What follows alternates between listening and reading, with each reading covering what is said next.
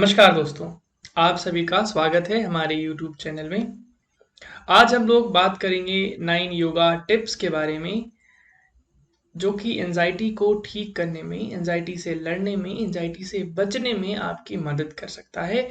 आपके परिवार में, आपके मित्रजनों को, आपके जानने वालों में किसी की भी मदद कर सकता है। इस वीडियो में हम लोग बात करेंगे कि एंजाइटी क्या होता है, किस सिचुएशन को आप एंजाइटी कहेंगे, एंजाइटी के क्लिनिकल सिम्टम्स क्या-क्या होते हैं, अ, कारण क्या है एंजाइटी का, योगा किस प्रकार एंजाइटी से लड़ने में, को ठीक करने में आपकी मदद करता है, क्या आपको डॉक्टर के पास जाना चाहिए, डॉक्टर के पास जाना चाहिए तो क्या दवाओं के साथ-साथ योगा फ़ायदा करेगा या केवल योगा करें, केवल योगा को अपने जीवन में अपनाएँ तो हमें फ़ायदा होगा या दोनों साथ-साथ लें? कब दवाई बंद करें, कितने दिनों बाद दवा को आप बंद कर दें, केवल योगा पर आ जाएँ। साथ-साथ कौन से आसन करें, कौन से प्राणायाम करें या कौन-कौन से आसनों के समूह को आप करें, कौन-कौन से प्राणायाम के समूह का आप अभ्यास करें, ध्यान करें, कितनी देर करें, कैसे करें, और योग के जो व्यवहारिक पक्ष हैं, जो आपके व्यवहार में, आपके आपके जीवनचर्या में आते हैं, उनको कैसे अपनाएँ। योग के सैद्धांतिक पक्ष को अपनाकर अपने मन को, अपने इमोशन को, अपने हृदय को और मजबूत कैसे बनाएँ। इन तमाम विषयों पर आज हम इस वीडियो में बात करेंगे। तो अगर आपको हर एक विषय पर, हर एक टॉपिक पर अच्छे से अपनी पकड़ बनानी है, एक अच्छा सॉलिड नॉलेज योगा के बारे में लेना है, योग कैसे एंजाइटी को ठीक कर सकता है, उसके पूरे पहलू को समझना है, तो ये वीडियो लास्ट तक ज़रूर देखें। और यदि आपको अच्छा लगे, यदि आपको लगे कि ये वास्तव में किसी की मदद कर सकता है, तो इसको शेयर करें, लोगों तक पहुँचाएँ। और यदि आप नए हैं तो आप हमारे चैनल को सब्सक्राइब करें, इससे हमें मोटिवेशन मिलता है आपके लिए नई-नई वीडियो लाने का, नए-नए टॉपिक्स पर जो उपयोगी हैं, जो जीवन उपयोगी हैं, जो किसी की मदद कर सकती हैं, ऐसे टॉपिक्स पर योगा के वीडियो बनाने का। तो चलिए शुरू करते हैं। तनाव, भय और चिंता, ये सब एक दूसरे से जुड़े हुआ है। पहले आपको तनाव होगा, जब तनाव अनियंत्रित हो जाएगा तो वो भय का रूप ले लेगा, और जब लगातार भय बना रहेगा तब वो धीरे से चिंता में कन्वर्ट हो जाएगा। वो चिंता, वो एंजाइटी क्लिनिकल डिसऑर्डर के रूप में आ जाएगा। फिर आपको डॉक्टर के पास जाने की ज़रूरत पड़ेगी। तो कितना अच्छा हो यदि आप इसको तनाव, इस स्ट्रेस के स्तर पर ही रोक लें, स्ट्रेस के स्तर पर ही कंट्रोल कर लें, स्ट्रेस के स्तर पर ही मैनेज कर लें। तनाव थोड़ा तो आपके लिए ज़रूरी होता है। यदि तनाव बिल्कुल नहीं होगा तो आपकी प्रोडक्टिविटी कम हो जाएगी, आप उतना अच्छा काम नहीं कर पाएंगे जितना एक पॉजिटिव तनाव लेकर इंसान कर सकता है। वो तनाव अपने गोल को अचीव करने के लिए जो थोड़ा सा वो एक इंट्यूशन आपके अंदर आता है, वो वाला तनाव होना चाहिए। तनाव आपको परेशान करने वाला नहीं होना चाहिए। तनाव वो ना हो कि आपको नींद ना आए, ऐसे तनाव की जरूरत नहीं है। तनाव केवल खाने में नमक के जैसा होना चाहिए, न ज्यादा न कम। तो तनाव पर यदि कंट्रोल कर लेंगे तो ना भय होगा और ना भय से वो चिंता होगा। प्रॉब्लम कब शुरू होती है, समस्या कब शुरू होती है, जब वो तनाव लगातार रहने लगता है। दिन भर आप तनाव में रहते हैं, दिन भर आपके दिमाग में वही चलता रहता है। आपके जीवन के डे टू डे एक्टिविटीज को जब वो तनाव बाधा पैदा करने लगे, जब उसको भी कर सकने में आप तकलीफ महसूस करें,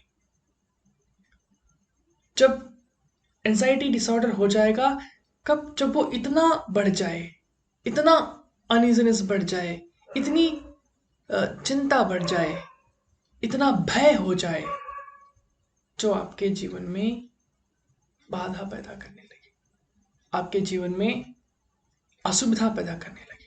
आप गाड़ी पर जाना चाह रहे हैं, आपको गाड़ी से जाने में भय लग रहा है। भय किस बात का लग रहा है नहीं पता, पर भय लग रहा है। आपको लिफ्ट से नीचे जाना है, पर लिफ्ट से जाने में आपको भय लग रहा है।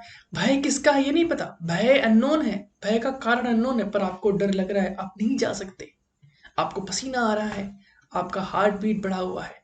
इस अवस्था को क्लिनिकली एंजाइटी डिसऑर्डर कहा जाएगा।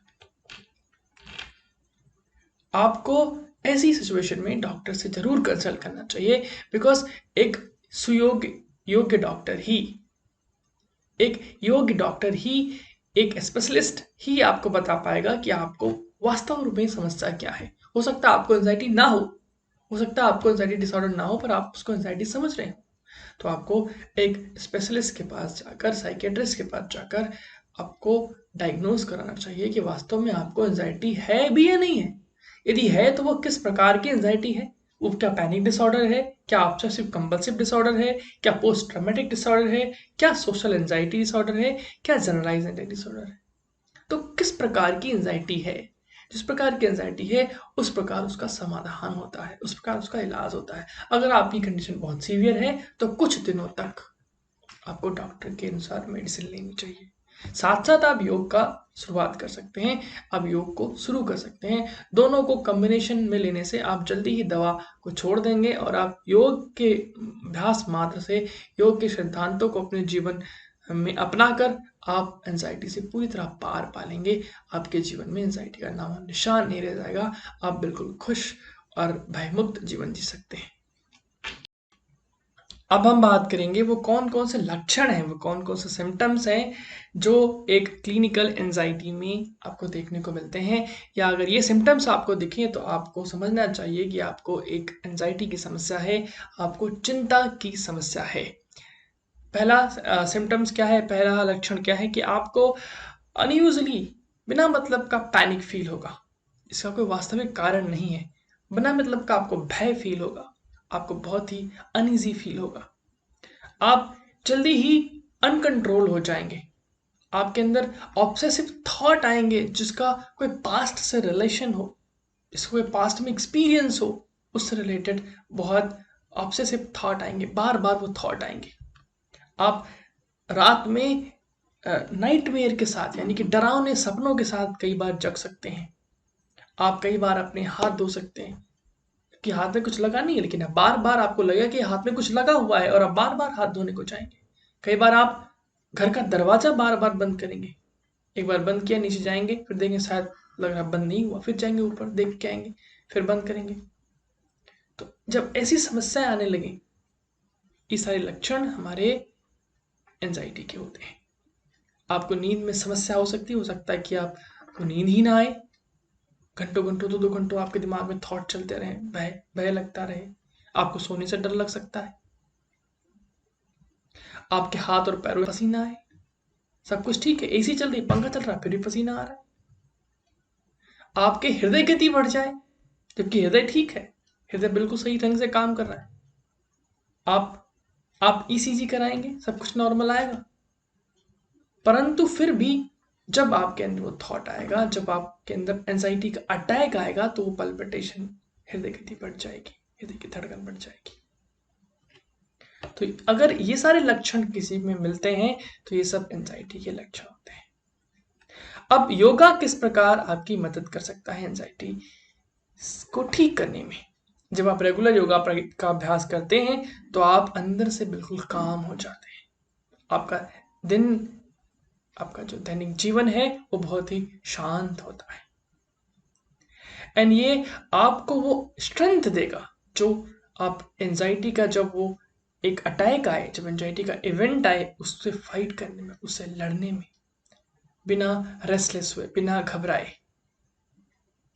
जब आप योगा प्रैक्टिस करते हैं तो योगा प्रैक्टिस एक पूरे पैकेज वाला होना चाहिए। ऐसा नहीं कि केवल आसन कर रहे हैं या केवल प्राणायाम कर रहे हैं। आपको आसन का भी अभ्यास करना होगा, आपको प्राणायाम का भी अभ्यास करना होगा, आपको ध्यान का भी अभ्यास करना होगा, और योगा का जो फिलॉसफिकल पार्ट है उसको भी अपने जीवन में अपनाना होगा। जब आप इन सभी पहलुओं को, जब इन सभी विभागों को योग के अपने जीवन में अपनाएंगे, इनका अभ्यास करेंगे, निरंतर रोज करेंगे, तो आप निश्चित तौर पर एंजाइटी से लड़ पाएंगे, एंजाइटी को दूर भगा देंगे, आप एंजाइटी मुक्त हो जाएंगे, चिंता मुक्त हो जाएंगे। अब वो 9 योगा टिप्स जो मैंने लिखे हैं, वो कौन कौन से टिप्स हैं, कौन कौन से मंत्र हैं, कौन कौन से सूत्र है, या कह सके कौन कौन से वो हमारे की कॉन्सेप्ट हैं, जिनको आप जान लें, जिनको अपने जीवन में अपना लें, जिनको आप अगर अभ्यास में लाएं तो आप चिंता से मुक्त हो सकते हैं। पहला है कि आपको योग आसन रोज करना है। योग का अभ्यास, आसन का अभ्यास रोज करें, जो आपको आपके मस्तिष्क के तनाव को कम करेगा। आपको ब्रीदिंग करना है अपनी एंजाइटी से निजात पाने के लिए। आपको प्राणायाम का अभ्यास करना है, आपको ध्यान का अभ्यास करना है, आपको रिलैक्स माइंड पाने के लिए आपको योग के फिलॉसफी को जीवन में अपनाना है, जिससे आप जिंदगी के हर एक छोटे बड़े इवेंट्स को एंजॉय कर सके, उसमें खुश रह सके। आपको प्रे करना है, आपको भगवान में आस्था रखनी है, आपको ईश्वर में आस्था रखनी है, आपको उस परमपिता परमेश्वर ब्रह्म में आस्था रखनी है, आपको एक ऐसी शक्ति पर आस्था रखनी है जिसने इस प्रकृति को बनाया है, जिसको चला रहा है, संसार को चला रहा है। आपको फेथ रखना है, आपको मुस्कुराना है। आप दूसरों के बारे में सोचिए, दूसरों के लिए आप क्या कर सकते हैं। जो आपसे दबे कुचले हैं, जो असहाय हैं, जो कमजोर हैं, उनकी आप किस प्रकार मदद कर सकते हैं। आपको ऐसे थॉट लेके आने हैं, आपको आपको अपने अंदर कंपैशन का भाव लाना है। आपको इस चराचर जगत के इंपॉर्टेंस को समझना है, और आपको ये भी याद रखना है कि वो सिचुएशन याद करें, जब वो पास्ट का वो इवेंट याद करें जब ऐसी समस्या आई थी और आप इससे आप उबर लिए थे, इससे आप ठीक हो गए थे, इसको आप इससे आपने फाइट किया था, आपने इसको हराया था। अपने आसपास आपको एक पॉजिटिव कंपनी रखनी है।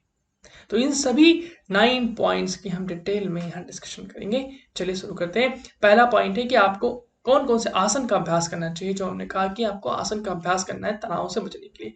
तो आपको धनुरासन का अभ्यास करना है, मत्स्यासन का अभ्यास करना है, जानु सिरासन का अभ्यास करना है, जिसमें आपको एक पैर फोल्ड करके थोड़ा ट्विस्ट करके फॉरवर्ड बेंडिंग करना होता है। श्वेतबंधासन, जो आप लेट करके दोनों पैर फोल्ड करके आपको अपनी बैक को उठाना होता है।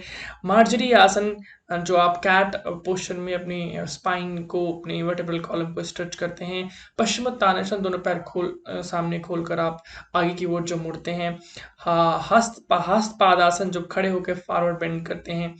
अधोमुख सवासना यानी कि पर्वतासन भी कुछ लोग कहते हैं, उसका अभ्यास करना है। शीर्षासन, हेड स्टैंड का अभ्यास करना है। अच्छा, शीर्षासन अगर आप नहीं कर पाए तो वॉल सपोर्ट से कर सकते हैं, दीवार के सपोर्ट से कर सकते हैं। और शवासन का अभ्यास करना है। शवासन का अभ्यास यहाँ बहुत इंपॉर्टेंट है। इसमें यह भाव लाना है कि शरीर एक मृत समान है। जब ये भाव आपके अंदर आता जाएगा तो आपका शरीर बहुत जल्दी रिलैक्स करता है।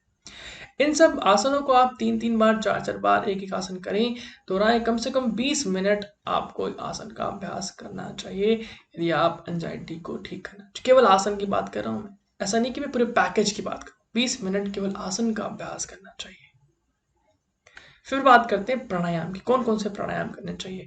तो आपको कपालभाति प्राणायाम का अभ्यास करना है कम से कम 5 मिनट। भस्त्रिका प्राणायाम का अभ्यास करना है कम से कम 5 मिनट। नाड़ी शोधन का अभ्यास करना है कम से कम 5 मिनट। और भ्रामरी प्राणायाम का भी अभ्यास कम से कम 5 मिनट करना है। इस प्रकार इन 4 प्राणायाम का अभ्यास करें। ऐसे तो और भी बहुत सारे प्राणायाम का अभ्यास कर सकते हैं, पर ये 4 मुख्यतः लाभदायक है, इसलिए यहाँ पर हम बात कर रहे हैं। तो इन 4 प्राणायाम का अभ्यास 5-5 मिनट करें, तो इस प्रकार आपका 20-40 मिनट का योग और प्राणायाम का अभ्यास हो गया। मेडिटेशन कम से कम 10 मिनट आप खुद के सांसों पर ध्यान लगा सकते हैं। आपके कोई इष्टदेव हुए हैं तो उन पर ध्यान लगा सकते हैं। आप ओम का चैंटिंग करके ओम के वाइब्रेशंस पर ध्यान लगा सकते हैं। आप योग निद्रा का अभ्यास कर सकते हैं, चाहे तो 20 मिनट 15 मिनट योग निद्रा का अभ्यास कर सकते हैं। तो इस प्रकार जो 1 घंटे का पैकेज होगा एंजाइटी के लिए, उसमें कम से कम 20 मिनट आप आसन का अभ्यास करें, 20 मिनट प्राणायाम करें और 20 मिनट आप ध्यान या फिर योग निद्रा का अभ्यास करें। अब अपने जीवन में योग फिलॉसफी को अपनाना है ताकि आप खुश रह सकें, आप जीवन के हर एक मोमेंट को, हर एक पल को एंजॉय कर सकें। योग कहता है कि आपको यम और नियम अपनाने चाहिए। 5 यम है, 5 नियम है। आपको हमेशा सच बोलना है, आपको दूसरों पर अत्याचार नहीं करना है, आपको चोरी भी नहीं करनी है, आपको अपने जीवन में ब्रह्मचर्य का पालन करना है। ब्रह्मचर्य बहुत जरूरी है। अगर आप ब्रह्मचर्य का पालन करते हैं तो आपके अंदर की जीवनी शक्ति बढ़ती है। ब्रह्मचर्य का पालन करें। अनायास ही अपने रज का क्षरण ना करें। ये वीर रज पुत्र उत्पत्ति संसार को चलाने के लिए है। इसका निरर्थक ही अनुपयोग ना करें। आपको ईश्वर भजन भी करना है। इस प्रकार आपको शौच, संतोष, तप, स्वाध्याय, ईश्वर परिधान, इन सब का को भी अपने जीवन में महत्व देना है। आप अच्छी किताबों को पढ़ें, आप शरीर को शुद्ध रखें, मन को शुद्ध रखें, अपने विचारों को शुद्ध रखें। आप तप करें, मेहनत करें। यदि आप मेहनत नहीं करेंगे, तप नहीं करेंगे, आप पसीना नहीं बहाएंगे, तो आपके जीवन में से बहुत सारी बीमारियां आएंगी। आपको तप करना है, आपको स्वाध्याय, जैसे मैंने पहले ही कहा, आपको अच्छी किताबें पढ़नी है, आपको अच्छी संगति में रहना है, जहाँ लोग पॉजिटिव बातें करें, जहाँ लोग आगे बढ़ने की बातें करें, नेगेटिव ना फैलाएं। और ईश्वर में विश्वास, ईश्वर के प्रति समर्पण, आपको ईश्वर के प्रति समर्पण भी रखना है। यदि यम और नियम को अपने जीवन में अपना लेते हैं तो व्यवहारिक पक्ष जो है, जो व्यवहार है आपका, जो एंजाइटी से लड़ने में मदद करेगा, वो स्ट्रांग हो जाएगा। अब ऐसा भी नहीं कि आप एक बार में ही इन सारे 10 को अपने जीवन में अपना सकते हैं। आप किसी एक से शुरुआत कीजिए। मानिए आपने सत्य से शुरुआत कर दी, धीरे धीरे ये सारे यम और नियम आपके जीवन में उतरते चले जाएंगे, एक के बाद एक जुड़ता चला जाएगा और आपका जीवन बिल्कुल परिवर्तित हो जाएगा। आप अंदर से बहुत ही मजबूत, स्ट्रांग बन जाएंगे। फिर आपको कोई भी किसी भी प्रकार की मानसिक समस्या नहीं हो सकती। ये सारे समय के साथ आएंगे, 1 महीने 2 महीने के अभ्यास से नहीं आएंगे। आपको निरंतर इस पर काम करना होगा, तब जाके वर्षों की मेहनत के बाद यम और नियम शुद्ध होते हैं, यम और नियम आपके जीवन में आते हैं। आपको भगवान के साथ प्रे करना है, आपको फेथ रखना है और मुस्कुराना है। जितना मुस्कुराएंगे उतना ही आपके अंदर की जीवनी शक्ति, आपके अंदर की जो फाइटिंग है, जो आपके अंदर फाइटर है, जो आपका इम्यूनिटी है, वो स्ट्रांग होगी। तो आपको मुस्कुराना है, फेथ रखना है और भगवान की प्रे करनी है। 5 मिनट, 10 मिनट, 2 मिनट, जितना भी आपके टाइम मिले, आप ईश्वर के समक्ष हाथ जोड़कर प्रे जरूर करें। आप दूसरों के बारे में सोचें। आप ये सोचें कि आप दूसरों के लिए क्या कर सकते हैं, जो आपसे परेशान है, जो आपसे नीचे के लोग हैं, या फिर जो आपसे आपके स्तर से नीचे के लोग हैं, जो गरीब हैं, जो आप जिनको देख के आपको लगता है कि ये बहुत परेशान है, ये हमसे गरीब, इसी कुछ मैं मदद कर सकता हूँ या कर सकती हूँ। तो ऐसे लोगों के बारे में सोचें, ऐसे लोगों का कुछ भला करने के बारे में सोचें और उसको करें। ऐसे जो पॉजिटिव एक्ट हैं, ये आपके जीवन में बहुत ही सार्थक परिवर्तन लाएंगे। आपको इस संसार के काल चक्र को, इस संसार के वास्तविकता को समझना है। यहाँ सब कुछ टेम्परेरी है, कुछ परमानेंट नहीं है। तो कोई चीज अगर बिगड़ गई तो उसके बारे में बहुत चिंता नहीं करनी, वो फिर से सही हो जाएगी। जो आया हो जाएगा, जो बना है वो बिगड़ेगा, जो बिगड़ा है वो बनेगा। तो इस संसार की वास्तविकता को समझें। किसी चीज को लेकर बहुत चिंता करने की जरूरत नहीं है। यदि आपके घर में कोई सामान अपनी जगह पे नहीं है तो नहीं है, जब समय मिलेगा आप रख लेना। क्यों व्यर्थ चिंता कर रहे हो? जो अगला है कि वो आपको सिचुएशन को याद करना है, जब अपने पास्ट को याद करना है, जब आपने ऐसी सिचुएशन से, ऐसी परिस्थिति से अपने आप को निकाला था, आपने ऐसी परिस्थिति से अपने आप को फाइट करके आप बाहर निकले थे, तो आपको उसको भी याद करना है। वो आपको एक संबल देगा, वो आपको एक आत्मबल देगा, वो आपको एक कॉन्फिडेंस देगा कि आप इस सिचुएशन से, इस परिस्थिति से, एंजाइटी से लड़ सकते हैं। आपने पहले भी ऐसा किया है, आपके शरीर, आपका मन उस लायक है, आपने पहले भी इसको हराया है और आप अब भी हरा देंगे। आप हमेशा अपने आसपास एक पॉजिटिव कंपनी रखें, पॉजिटिव लोगों को रखें, जो आपको मोटिवेट करते रहें, जो आपको नेगेटिविटी में नहीं ले जाए, जो आपको जीवन पथ पर अग्रसर आगे की ओर बढ़ते हुए पॉजिटिव ऑप्टिमिस्टिक थॉट से भरे रखें और आप आगे निरंतर बढ़ते रहते हैं। इससे आपका माइंड रिलैक्स रहेगा, व्यक्ति की चिंताएं नहीं रहेंगी, व्यक्ति का तनाव नहीं रहेगा। जिनका आपके जीवन से कोई लेना देना नहीं है, ऐसी बातों से आपका मन विचलित नहीं होगा। यदि आपके आसपास पॉजिटिव कंपनी है। तो आखिरी जो मैं मंत्र कहूंगा वो ये कहूंगा कि ये सब सारी बातें, सारे टिप्स को एक साथ अप्लाई करना बहुत मुश्किल है। आपको कहीं से शुरुआत करनी है। आप पहले आसनों से शुरुआत करें, प्राणायाम में आए, ध्यान में आए, फिर फिलोसफिकल पार्ट में आए। धीरे धीरे धीरे हर एक स्टेप आपके साथ जुड़ता चला जाएगा और आप एंजाइटी को पूरी तरह हरा देंगे। आप एंजाइटी से पूरी तरह जीत जाएंगे। तो आपको शुरुआत करनी है, कहीं से शुरुआत करनी है।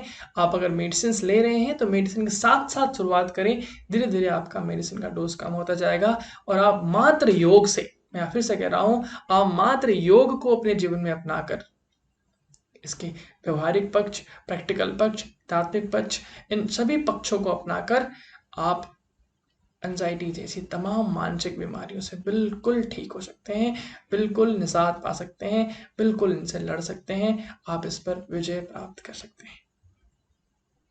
तो आशा है आप सभी को ये वीडियो, हमारी ये जो चर्चा है, पसंद आई होगी। थोड़ी लंबा हो गया, पर मैं ये चाहता था कि मैं इसमें हर एक पॉइंट को अच्छे से कवर करूं, कोशिश अधूरी ना छोड़ूं, इसलिए मैं ये वीडियो थोड़ा लंबा हो गया। आप पूरा देखिए, आपको भी बहुत ही लाभकारी होगा। आप हमें इन सोशल मीडिया चैनल्स पे फॉलो कर सकते हैं, इंस्टाग्राम पर, ट्विटर पर, फेसबुक पर। वहाँ पर मैं आपको योग से जुड़े हुए किसी भी प्रश्न का उत्तर, खासकर योगा थेरेपी से जुड़े हुए किसी भी प्रश्न का उत्तर देता हूँ। कमेंट सेक्शन में जवाब देता हूँ, आपके मैसेज का रिप्लाई करूँगा और आपकी मदद करने की कोशिश करूँगा। तो आशा है आपको यह पसंद आया होगा। आप सभी का बहुत बहुत धन्यवाद और हमेशा की तरह God bless you all. Thank you.